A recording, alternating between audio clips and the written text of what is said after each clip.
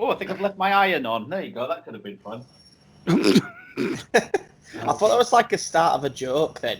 I think I've left my iron on. Actually, I can't do this podcast, lads. See you later. Imagine it's taken like 4 weeks to get us here. Now we're Not here. our fault, Jack.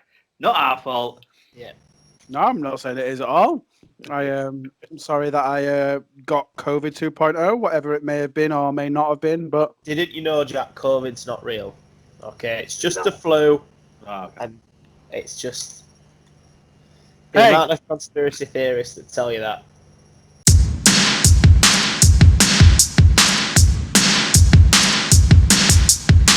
Get a brew and sit your ass down for the Nice Guys of Comedy podcast. Nice guys of comedy. The nice guys of comedy. And here are your hosts, real life Northerners, Jack Vincent and Nick Crooks. They're from up north, gravy and chips. So listen to the words coming out their lips. I said they're from up north, gravy and chips. So listen to these words coming out their lips. Hello, everyone. Welcome to the Nice Guys of Comedy podcast with your usual hosts, me, Nick Crooks, and the wonderful Jack Vincent. woo woo, We are joined by our wonderful guest tonight, Jack Wilson. woo! Hi there. Did you just like your own introduction? I haven't tried that, so I just thought I'd see how it go. I might do that intermittent. Is there a thumbs down as well if you're talking about something that I just don't agree with? I might just communicate through emojis throughout the whole thing. There you go. I really hope that these come onto the recording, because if they don't, it'd be really weird. I mean, by the looks of it, there's only 5, so at 6, so it's limited. Yeah, like my emotional range. Well, this is the best one. The sarcastic face. That is a right little bitch. I love that one. That's the best one. So yes, we are joined by Jack Wilson, who is actually the last of our guests who we stupidly decided to climb up a mountain with. Although you might have put that to the back of your mind. Very much so, yeah. The therapist said that if I talk about it in my next session, they don't think I'm technically ready just yet. Still screaming, they're throwing things at windows and things like that. And they're talking about my poor feet. My favourite thing about the whole day was literally I don't know if it was when we was in the car being driven back to the car park, or you were about to drive off and you went, I just want to let you know, I've not enjoyed this. Nope. I've not enjoyed this. And it was such determination that you hated every minute of it. 20 minutes of about 12 to 13 hours I enjoyed. I remember the one bit walking down and going, this is nice. I think that was, yeah. No, I think the downhill and the bit. In fact, the bit to the second one was all right, and then it got to a point where it's like, this is going on too long now. I fucking hate this. It's dark, it's wet, it's shit. Everyone's walking past us. I don't know where people are. And the last bit, if I do the last bit in the dark, I'm going to fucking die. Fuck off. No. I just love it because you're just as grumpy as me, because it got to a point where I was like, this isn't fun. Why do people do this for fun? Now, I listened to you guys and Rory, and I didn't know that we'd actually walked. I know those guys walked fucking a ridiculous amount, but we'd walked more as if we'd actually walked the 3 peaks. Like, not vertically as much, but we had actually covered more than if we'd done the full thing. So, however, I don't know how that got fucked up, but that's not right. And a lot of that was just you and Nick going up and down that road looking for me and Ryan. Yeah. Oh, that was in the car. Sorry. No, it was also on a fucking road. The road that counts. Yeah. I mean, I was saying that we'd walked more than we had done pretty much all of the way. Okay. I actually said it, and people were going, we can't have done. And then it turns out we fucking did. All right? Yeah, we did. I don't know how someone like the world record holder has done that in 2.5 hours. Because, right, and I worked this out. The people that do that and the people who are fell runners and things like that hate their fucking children. And rather than spending time with them on a Saturday watching Peppa Pig or playing computer games, they'd rather run up a fucking hill. Just admit you hate your kids and you wish you didn't have them. And if you hate them that much, like, just leave. You're obviously a terrible, terrible father. And it was just men. Okay, I'm allowed to say that. My experience up there of the fell runners were just men. Yeah. And if I ever encounter a fucking fell runner, I will call them a sad prick. Just do something else. Seriously. But it's fine. Like, I get it. I really do get it. That's just wankers. No chance. That's just wankers. Whose wives are probably getting knocked off by someone called Tony who lives next door. Well, that's fine. I mean, that's, something good comes out of it. No, that's why I want for Tony or the wife. Both. My Both favourite of thing, them. though, is that obviously I didn't get all this grumpiness because obviously me and Ryan were at the back of the pack. I want to know how grumpy you were that whole journey, that whole day, because Me and Jack got quite grumpy. Up the second one, we lost it at the top of the second one. Yeah, coming down. I mean, I was at the front for the majority of it. all right, Braggy. Like, I kind of, yeah. And then it was the second one, and it was when we stopped, and I looked at the times, and I was like, yeah, we're not going to do this. We are actually not going to do this. Then I Google mapped it just to make sure, and then we were both like, yeah, we're not going to do this. It's going to be pitch black and dangerous, and I'm not breaking my ankle up a big hill. So yeah, that was the point where I wasn't as motivated and started getting a bit arsey. I still appreciate how at the top of the second one I peed off the side of the mountain. That was my achievement. There we go. Yep. I don't care about anything else. Because by that point, we were more worried the fact that when you posted that you were at the top, that we were like, please, for the love of God, say that they get down in time. Because this... because we knew how hard it was to get down that side. Because it was like, someone went, I know what we'll do. We'll make one side really nice and make it out of nice steps and a nice walk on the way up. But on the way down, what we'll do is we'll make it out of sheer glass. Yeah. It wasn't enjoyable. That coming down that second one. Coming down the first one, picturesque, beautiful. Second one, no. Not at all. And all me and Jack could talk, and Jack will tell you that all we could talk about was we can't wait till we reach that pub at the end of this road. I think I had a half, and I felt really pissed. Yeah. You have to drive. Fuck. I was going to say, what was your I've just climbed to drink? Was it a pound or half? My own sweat off my brow, filtered through my eyebrows, across the brim of my nose, into my mouth. Yeah, for the majority. Did it take you long to recover, like the days after? No, to be fair, the next day it wasn't too. And I've got a bit of a dodgy knee, and I had suspicions that I wasn't going to be able to do it. But because it's just walking, it's fine. I think my knee is, because I play tennis, I think if I twist it or jump off a 1 foot ledge, because that was the thing that did it. Yeah, it was actually not too bad, and my Doc Martens boots held out fantastically well. The only thing is, I went straight to bed, and I was like sodden. I was just like, fuck this. I'm up, still wet and muddy. So I'm just going to sleep. So when I was in the car with Nick, I'd messaged my mum to run me a bath, and so I got home, had a bath, went straight to bed. That night and the next day, it hurt. Like I woke myself up in the night, rolling over in that much pain. And as well, the weird place and the only way I can describe it is it's like your dick triangle, like the groin area, killed. Beyond that, well, hang on, I'm not fucking glazing over your dick triangle. It's like the triangle of dick, innit? Like, hang on, you're talking about the inside of your legs. Yeah, like where your legs around.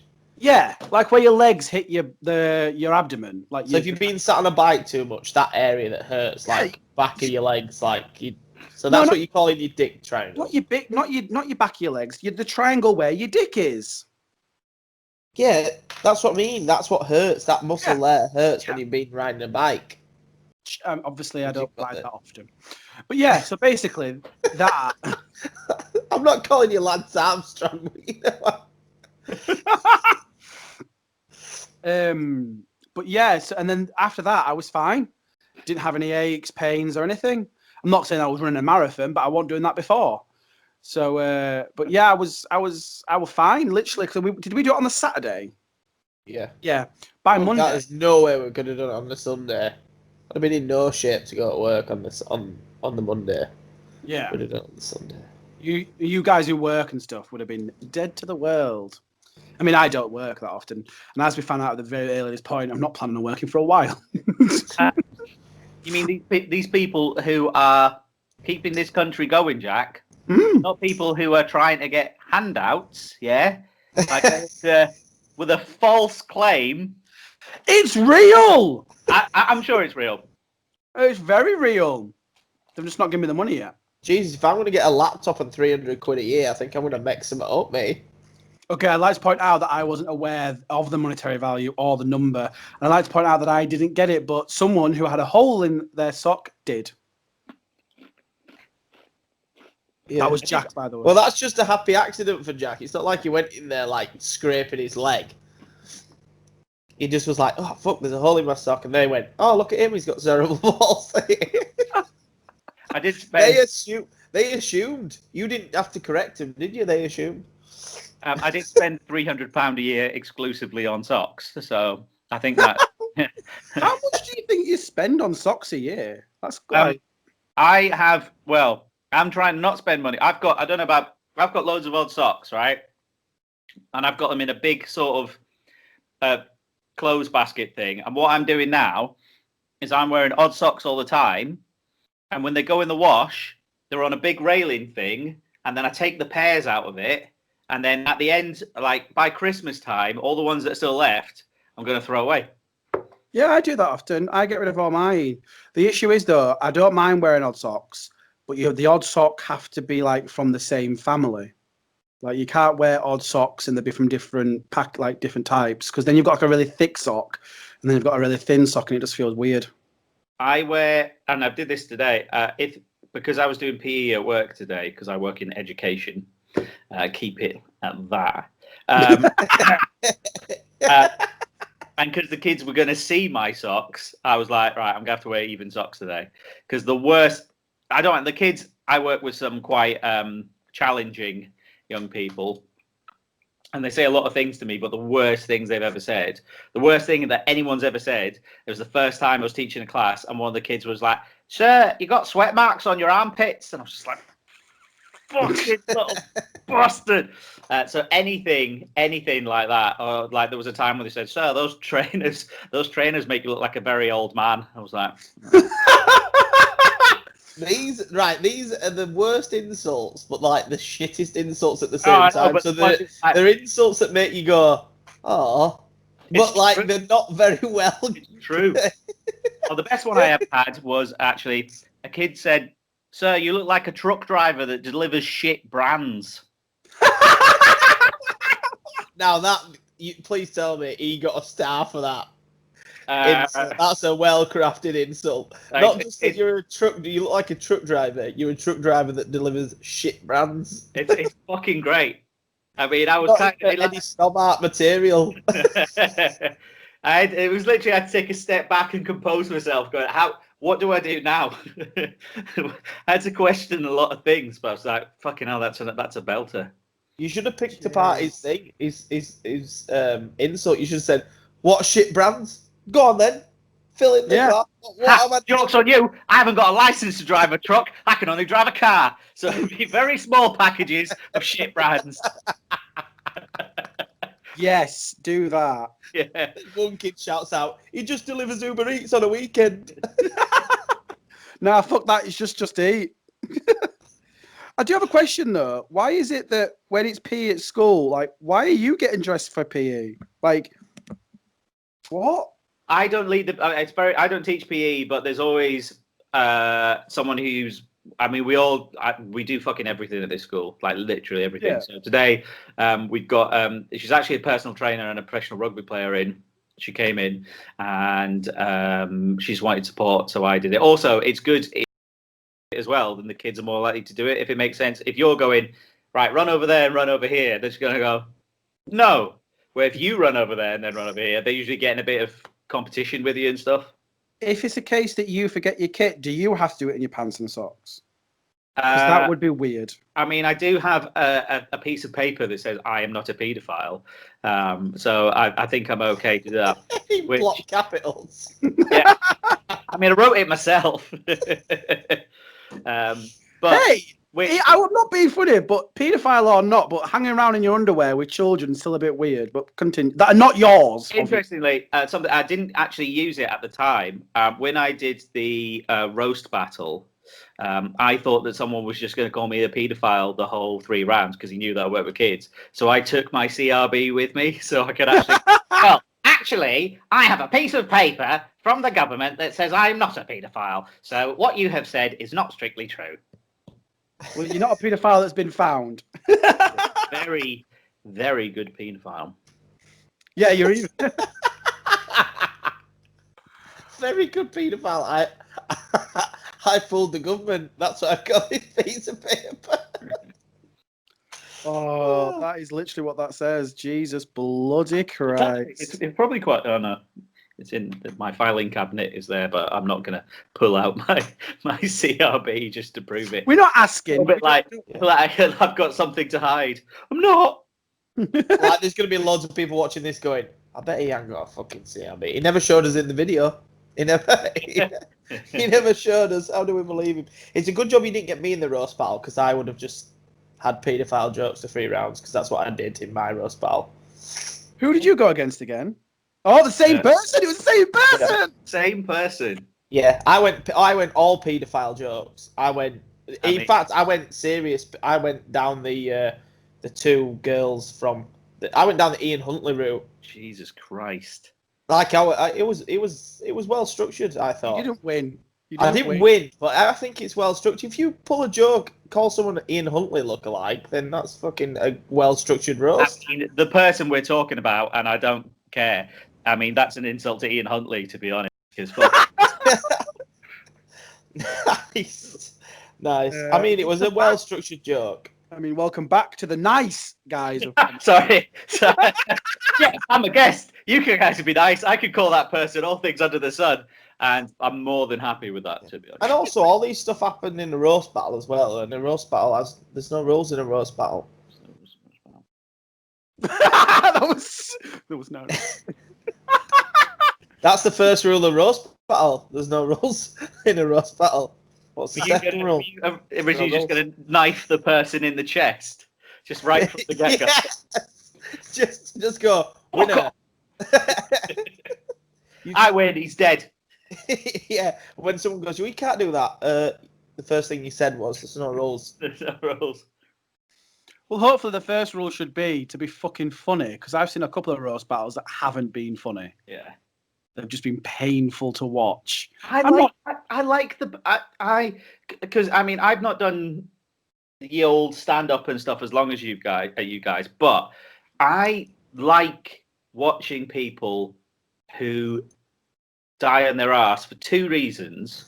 1, I find the awkwardness of it really funny, and 2, because it's happened to me, I have that thing of going, "Oh, thank fuck that's not me," because it's so horrible.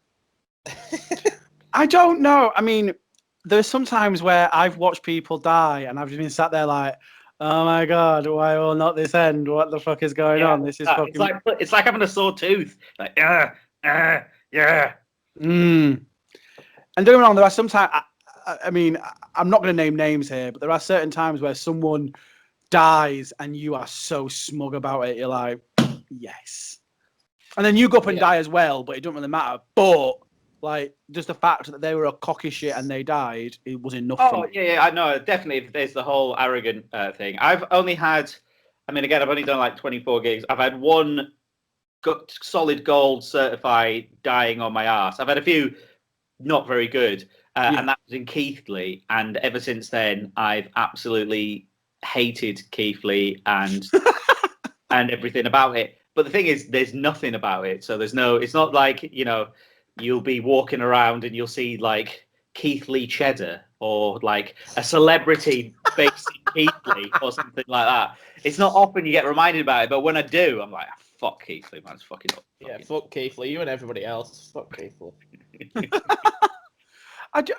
I would say, I mean, I've died a couple of times, like, and then certified died, but I've never like been, I can't stand this particular place. Can't stand this particular place as a result of it.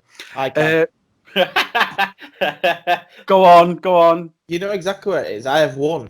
Oh, And it's in my hometown. Home city. I love this. This is my favourite story of all time, this. The Bradford Comedy Fringe, the Bradford Fringe Festival gig was the worst gig of all time. Why was it? In fact, it's not the worst thing because I didn't die. Yeah. I did quite well. The fact that I was there so long. Let's just set the scene. So this gig, Jack, it was part of the Fringe Festival. I'd got on it quite late. I was travelling from Leeds over to Bradford with Marie, who we've had on the podcast, who you obviously know. And obviously, because Nick is local, he was going to meet us there. So I'd got an email saying, can you be there for 7 o'clock? So me and Maria sat in there in Wetherspoons train station at like 6 p.m. And I messaged Nick going, what time are you getting there for? And he's like, oh, I'm already here. I've been told to get here for 6 p.m. And I was like, no, we need to be here for 7. So we get there. Apparently, Nick had already turned up and introduced himself to the bar staff and they'd gone, all right. Yeah. So I rack up to the bar, Jack, and I go, hiya, I'm here for the comedy night. I'm Nick. And they're like, all right. And then just turned around. So I just stood at the bar, turned around, and she went off into her room. And I was like, okay, where do you want me to go anywhere? Where do you want me to go? And I literally sat there and had to wait till them lot came. Yep. So we arrive at 7 p.m. Another comedian to be fair, there was obviously more comedians, but the ones who we knew was Sam Wilkinson. Sam Wilkinson were there, so Sam Wilkinson had come up. Now I don't know the word gimmick, but one of the things that they were doing on this night was called the Comedy Shuffle. And what they'd done is you'd written your name on a card, and what they were doing, they went up, did their bit, and then they were literally picking a card up, and then that person was on. Oh no. So we're now bear in mind they told us to get there for 7. It's now after 8 p.m. and it's now starting. I just turned to Miriam and went, I bet I'm on first. Yep, I was on first. Nick didn't go on stage until nearly midnight. He was the last act to go on. Midnight? Yeah, and I'd been there since 6 o'clock. So this local gig, he had been there for 6 hours. No. Yeah. It was the worst thing ever. There's no need for that sort of malarkey. Was it like, did everyone do all right? Was it a genuinely good gig, or did everyone stay that fucking long? Well, actually, the audience stayed, but there was hardly anyone. So there was about it was a quiet room. Normal people. When I say normal, I mean proper audience members. There's about 6 proper audience members, and the rest were acts. I remember because the first section we did like really well. Me and Marie did well. There was another act there who was I think from London, and she did really well.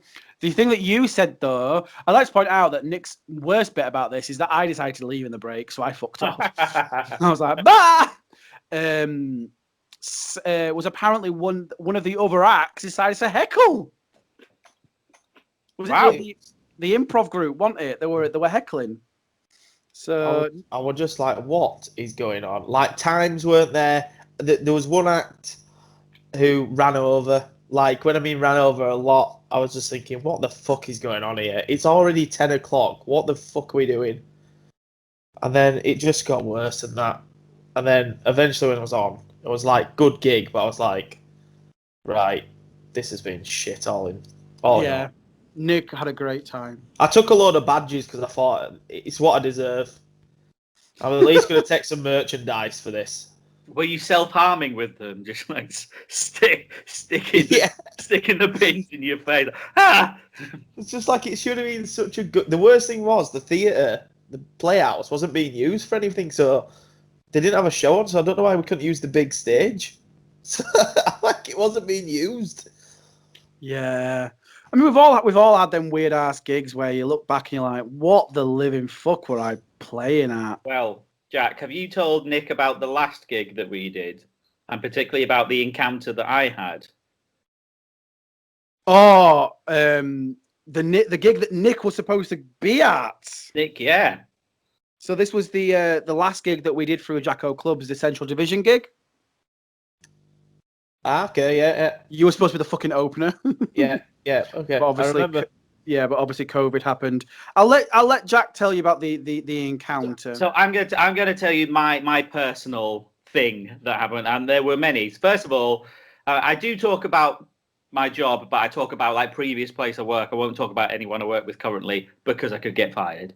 So I walk up, and the first person I see is a mum of a pupil that I used to teach, and I was like, oh fuck. I went up to her and I was like, I'm going to do some stand-up, okay? But it's not about him. It's about another people. It's actually from way before that job. And she was like, well, it doesn't matter. He's a fucking pain in the ass, isn't he? And I was like, yeah, he was. But it was actually quite nice. She took a picture of us together and sent it to him. So I'm with you, former teacher. And that was great. The crowd were really fucking loud to the extent where Jack was not shouting, screaming down the microphone, shut the fuck up, just like regularly. And this woman turned and went, here, you don't tell a woman from Bradford to shut the fuck up. I was like, well, you don't because you've not listened. So there's no. Can I pause as well? What really irritated me about this interaction was that it wasn't just one thing. She was going back and forth of shut the fuck up, but her partner worked at the bar. And even he was telling her to shut up. And I was like, just shut up, love. Anyway, go on. Sorry, I interrupted. Yes, salt of the earth crowd. Lovely group of guys and gals. They were very loud. Eventually, yourself and Helen did a good job trying to get them on board. I went on and very quickly turned my microphone off, which is obviously a good start. And then they were quite loud, but they seemed to come around. And then I had the strangest heckle I've ever had, which is a bloke screaming at me going, I've got a clitoris. It was amazing, and it was exactly how he just said it. It was brilliant. And I was like, nice one, mate. Do you polish it with Brasso? Because he was so old. That's fucking brilliant. What was his response to the Brasso? He was just like that. All right, yeah, nice one. And it went. I mean, after that. It sort of. I mean, they were still loud, but it went quite well. And but then I was feeling quite good. I was like, that actually went all right. Then Jack came up to me and told me I'd really offended someone with some of my material because she works in education. And I was like, oh. Well, no, actually, it wasn't at that point. So the whole night had continued, and we'd had 3 parts. I was stood at the sidelines, and it was at that point where we had our headliner on. And Mr. James Bays, who, again, we've had on the podcast, and he was on, it was having a great time, and then someone was a couple were leaving, but because it was the end of the night, I didn't pay attention. People are more than happy for people to leave. So I was just sorting things out on my phone whilst it was going on, and this guy came up and went, it was a really good night, but we had to leave because of one of the acts. And bear in mind, this is in the main room where all this is kicking off. So I was like, let's just step outside. So I went outside, and apparently this person's partner worked in education or did something and just didn't find some of Jack's things in good taste. Now, I'd like to point out, we'd had a break and 2 acts on since Jack was on. Obviously, really got to her. Really got to her. Yeah. Why are you now getting annoyed? And then that's it. But she's having this go as James is leaving the stage. So I'm like going, I went, if you're really upset, wait there a minute. I'm having to run on stage going, bye, thanks for it, bye now. And then I had to leave. And then by that point, they disappeared. And Yeah, and I was like, I don't understand how offended you could be to wait to leave. It was bizarre. But that wasn't the final. The final and strangest and most horrific thing that happened on that night is I went for a piss, and there was a lot of blokes in there who I presume were doing cocaine, and they turned to me and went, "Yeah, you were really good. You really like your stuff. But the only problem is you weren't fucking racist enough." And I was like, "I wasn't racist." Like, I wasn't racist, and At all. Not like, enough. I wasn't racist at all. you know, I can't actually repeat the things that they actually said to me. And then like a guy with big mutton chops did a Zeke Heil in my face, and I was just like, yeah, I haven't got time for this, and and walked off. And then I was so like, what the fuck was that? I drove home for 10 minutes for that, and then realized that my lights weren't on as well. You know, when you just like not focusing on anything else apart from the fact that a bloke Zeke Heiled in your face. Whilst his dick and your dick were out. By no means did I think this is a safe place for me to go for a piss. Bear in mind when I've just talked about like Jewish heritage on stage and things like this. It's like, come on. Oh, jeez. I just thought that bit at the end. A multicultural heaven full of massive racists. Good Lord. But that's the beauty of comedy. And on that as well, I mean, we're now coming into a position where we've been put in second lockdown. How much are you guys missing it? Because that sounds brilliant. Yeah, I'm not just, it's not just that, because I put on a bit of shameless self-promotion here. I put on my night in February, and I haven't been able to put on a fucking another one. I'm really looking forward to getting that done, which, both of you, in theory, will both be performing at that evening at District at some point.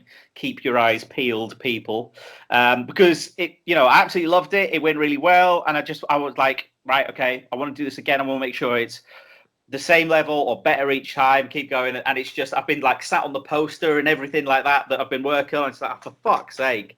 But yeah, I do really miss it. And like I've got loads of ideas for stuff written down, but then it's like I've got stuff about COVID, about protests in America, and all sorts of things that I'm never going to be able to do because it's fucking done now. It's happened. It's like brilliant. Yeah. I've got like 8 retweets on Twitter. That's the best thing I got out of those fucking jokes. Nice. Yeah. I don't think I've ever got more than 2 retweets. So to be fair, you're doing a hell of a lot better than me. Well done on that one. Although today, my TikTok that I put on today has got 100 views. So in the realms of TikTok, what does that mean? I have genuinely no idea. I don't know. I just noticed earlier. I was like, oh, that TikTok I put on earlier has got 100 views, and I've been on there for 3 hours. Cool. Is it? Are you doing a dance or a? No, I've got self-respect. I don't have any self-respect. I was about to, whoa. We've all had a few drinks here. Let's do something ridiculous. Well, I'll put, for those at home, the TikTok will appear on the screen now. Why is it Not that yet. it's fucking You are sharing your November screen, in you're gonna 2020 and we still can't work screen, out how to share but screens? it's not sharing the But for you guys, the actual it's not even really. I thought it was quite humorous. So it was again earlier when I was saying how people haven't learned how to share their screen yet. It's just a video of me saying that whilst my lecturer and the lecturee are arguing in the background, and there's just me going, "Why have we not learnt this yet?" And it turns out people enjoy that content. How has that got 100 likes? Hey, I said 100 views. 100 views. Not Have 100 you, likes. I know Jack's done some online bits and pieces, or is planning to. Have you done any online stuff, Nick? No, I'm planning on doing an online video. I'm doing my Twitch because I'm playing the game anyway, so I thought, why not just stream it at the same time? Is it dangerous doing that? Because, like, see, when not that I do it anymore, but see if I'm playing computer games or at a football match, all my natural left-wing woke PC-ness just fucking disappears, and I say the most absolutely horrific things that I don't mean, and it's not part of me. It just seems to come out, which is why I'm really worried, because I sometimes do a thing where on my Instagram, like, I rap in my car and I get people to give me words and I'll rap it, and it's terrible, and it's a car crash in many ways.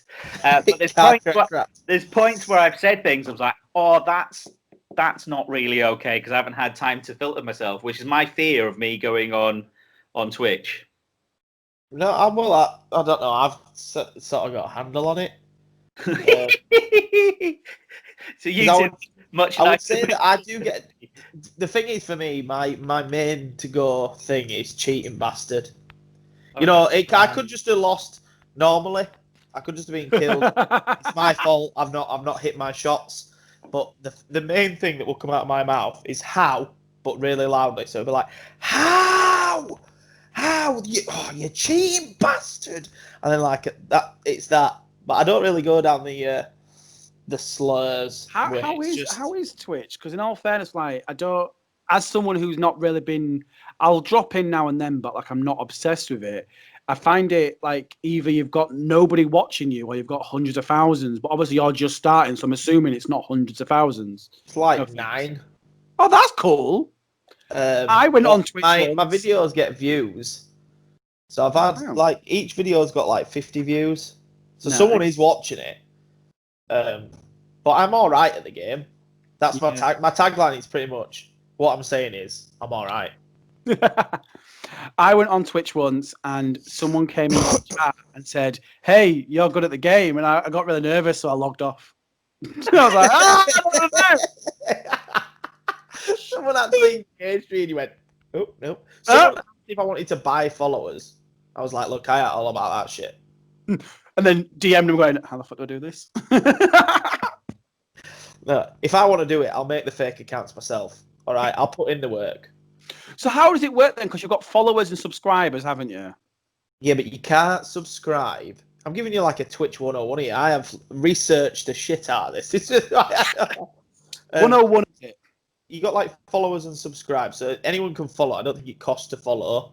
Yeah. So like you can follow for free, but you can only get subscribers when you Twitch affiliated.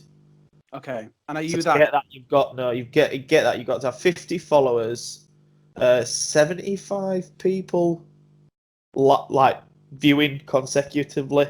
Okay. So you only need to get 50 followers. That's not that bad. No, then but something 75 else. people like consecutively watching. I bet that's more difficult. Yeah, and then you've got to produce so many hours of content.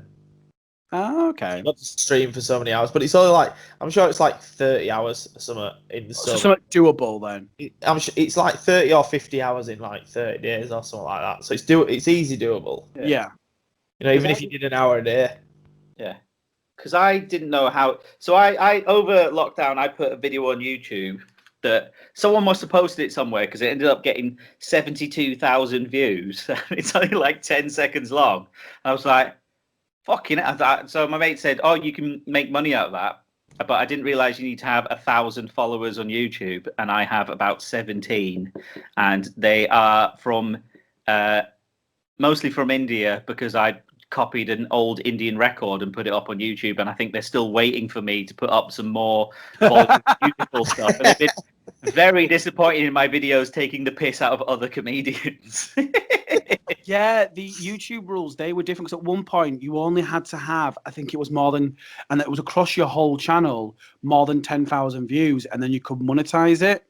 And then they recently changed it because it was, what people were finding was there was a lot of people using, do you know, like when someone gets a new gadget, they'll post an instructional video on how to do this and this and that. But obviously, like them sort of things get a lot of views because people are like, don't know what I'm doing.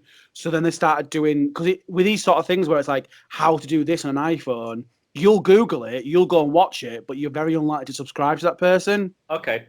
So then they brought in, like, you have to be a subscriber as well because you're creating content. Yeah. And that's when they brought that in. And then now, like, if you have got the subscribers, my understanding is that with YouTube, you can earn some decent money, but also you can have it as like, I don't know what you guys earn, but like a normal working class, middle class, average wage.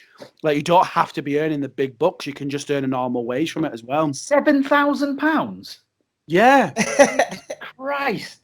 I mean, there are lots of people who churn out the same it's just the same. It's the same thing. It's the same videos every single time, but they do seem to get loads of views. And like, why are people watching this? I want to see a video based on the life of comedian, because they always say this is the life of a comedian, and it's just comedians sitting around slagging off other acts and moaning about how fucking shit it is. It's like, that's much better. That's a much more eye-opener. Instead of it's like, oh, it's I get to travel and do this. Just be like, I'm fucking knackered. Like, I'm being paid in beer. My favorite bit, just to kind of link it, what you've just said back to the mountains. My favorite bit was because obviously me and Ryan were at the back of the pack, so we didn't really speak to you guys that much. But my favorite bit was how we'd done the first mountain, we'd come down, we're walking to the next one, and me and Ryan had caught up, or when I say caught up, you guys had waited, and we'd. We were all walking together, and we've been doing this for a couple of hours now. And I just went, and I was so proud. I went, you know what? I'm really proud of us guys. We've been doing this a couple of hours, and we've not even got on the subject of, and then enter comedian's name here. And everyone went, oh yeah, we've already done that subject 5 times already. And I went, what the fuck? We're supposed to be doing this nice. And yeah, like you said, it's literally one of them subject matters that, for some reason, we just for a very male predominant industry, we are a bunch of bitches. Yeah, that's true. I don't know what you're talking about. I think that it's a diverse industry, you know.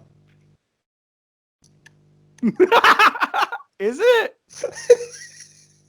Is it, Nick? It is predominantly folks. I actually want to use this platform to say, no, that's not what I want to say. And not that I want to talk about those fucking mountain hill bastards again, but how incredibly, I mean, everyone did very well, as you've said, but I think Ryan was the true star of that, because after the first bit, I pretty much turned to Nick and went, do you want to give him your keys? Because I don't think that was the worst decision ever. Yeah. To be fair. That was. I think that comment came back to bite you in the arse there, Jack. Because you had to wait. I could have drove round for him, but no. It was an enjoyable experience in the car. For the first pass. We were very optimistic at the first pass. Now you forgot about that taxi driver who had the most bizarre, like, North Yorkshire accent, who was talking about going shooting with Bob Geldof. Yeah. Bob Geldof, vegetarian Bob Geldof, who'd gone grouse shooting and was also friends with my mate's dad. And then I realised I could have actually slept in a nice little farmhouse about 10 miles away from here and not have had to get up at fucking 5:30 in the morning. I've dropped an absolute bollock on this one. My favourite bit as well is the fact that when Nick rings me in the morning, just when I'm about sleeping, when Nick rings me in the morning, going, I'm outside. Why? Oh, I slept in. Yeah, that was great, that, Jack. I really appreciate the fact that I got there bang on time and had to wait around for an hour. I didn't sleep in by an hour. That wasn't on me. That was the fact that Nick went home to go get your freaking soup? We went back past my house, Jack, after I picked Jack up. And I went into my house, into my kitchen, and picked up a flask of soup. Do you know how long that takes to pick up a flask of soup from a kitchen? Like 30 seconds. I also really liked as well how in the we were driving, and at one point I just went, you know what? We could have picked Ryan up. He don't live that far from here. And then Nick goes, that's what we're doing. We're picking Nick up now. We're picking Ryan up now. And I went, we were like right, I didn't know. Street away from his house, Jack. Yeah. And we went, oh, Ryan lives around here. We could have picked him up on the way. Yeah. That's why I'm on this street right now, picking him up. Why else would you be driving to that part of Leeds? Yeah, I had no idea, but so that's also why we've got you here, Jack, because we're doing the mountains again next week, and we'd like you to be a part of it. Okay. Yeah, I'll see you there. You've got to turn up at 6 o'clock, and I'll turn up at 10 with a kebab and a load of fell runners who I'll be fighting. Do you know, again, I keep saying this, and I keep saying it's my favourite thing. The thing that I find really funny, though, is I still have 4 unopened videos from Ellie Pollard of challenges we could do. Yeah, wacky, fun challenges when you're having a really shit time. I bet she's one of those nurses. She'd be one of those nurses dancing around the coronavirus wards while everyone's going, do you want to fuck off? Like, Yeah. yeah, yeah. Come on, guys. But no. Yeah. Do you want to log in on this TikTok? Musical These are the theatre. moves. Oh, bless you. Right, I think that's a good place for us to wrap up. So, Mr. Wilson, if anyone does want to find you're funny on the internet, and I say you're funny, not your dirty videos, you dirty bastard, where is it people can find you and where is it? Instagram's probably best. This is really catchy. This, you remember this? It's Gamma5526 on Instagram, or on Twitter. I am GammaJack84, and I just like to apologise in advance. That's probably. Why is it Gamma? When I used to DJ, my name was Gamma Jack, which was a character from The Incredibles, who was one of the really shit superheroes because he got his cape caught in a fan and died, which I found really funny. So that was my DJ name. Was he called Gamma Jack? There was a character called Gamma Jack. There's only one shot of him. He's black and white, walking moody like that, and then he gets his. There is. Yeah. He's one of the shit ones that all die that they have to get rid of. Oh. Okay. In my when I was in high school, my nickname was Jack, similarly from The Incredibles, but mine was cooler. So yeah, Nick, what about you? Where can people find you? Anywhere. I'm everywhere. Well, let's do a big push then. So you're twitch.tv / Sneezy Wonder on Twitch. Sneezy Wonder it is. And anyone that knows me will know exactly why it is Sneezy Wonder, because I have allergies, let's say. And Jack, the fact that you've talked about your possible non-constipation, I don't think a big push is particularly a good idea. Very gentle, small pushes until you're actually sure. Little nudges. Yeah. But everywhere else, you can find Nick at Nick Crooks Comedy or our Nick Crooks Comed on Twitter. And you can find me at excuse me, let's start again. We're not burping a milkshake. I am Jack V. And that is on Facebook, Twitter, Instagram, YouTube, all them usual places. And you can find the podcast on Twitter and on Facebook at NGOC Pod. But yes, that has been us. Jack, have you enjoyed yourself? I very much enjoyed myself. Thank you very much. This counts as almost a night in the pub now, doesn't it? Yeah, that's it. That's what we're going as. I'll take it, but I've been drinking Yazoo. So I've been drinking it too, yeah. Which he also drinks in the pub. Hey, if we can get to a pub that serves Yazoo after lockdown, I'm there, lads. So let's crack on.